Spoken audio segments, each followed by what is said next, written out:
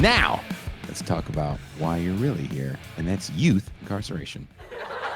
Don't laugh, it's not funny. This year marks 30 years since I graduated from high school in Albany, California, a far cry from my actual home in Richmond, California. My hometown and the schools within it were deeply affected by the violent crime plaguing the city at the time. While shootings and killings on campus weren't daily occurrences, seeing students with guns and the occasional shooting wasn't exactly rare either. The late 1980s sparked a wave of films depicting schools like the ones in my city, though the violence in these portrayals was often exaggerated. These stories reflected a growing belief that the justice system was too lenient with youth, emphasizing rehabilitation over punishment. As a result, public sentiment began to favor adult sentences for what were perceived as adult crimes, even when committed by minors. The tough on crime ethos didn't stop at adults. Schools became a front line in the war on drugs. The solution, we were told, was more cops and metal detectors on campus.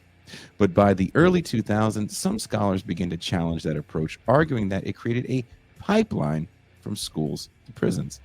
The metaphor suggested that harsh discipline policies were directly funneling students, particularly marginalized ones, into the criminal justice system. However, our guests today, Professor Daniel Moak and Sarah Kate, offer a powerful counter argument in their paper, The School to Prison Pipeline and the Limits of That Metaphor. Quote, if schools and their use of harsh discipline policies were a key driver of later in life incarceration rates, we would expect that the rise of these policies would have predated the rise of mass incarceration in the United States. In fact, the inverse is true. On the national level, between 1980 and 1995, the number of people in prison in the U.S. increased by about 350% after the passage of federal legislation fueling the widespread adoption of school discipline policies from 1995 to 2015.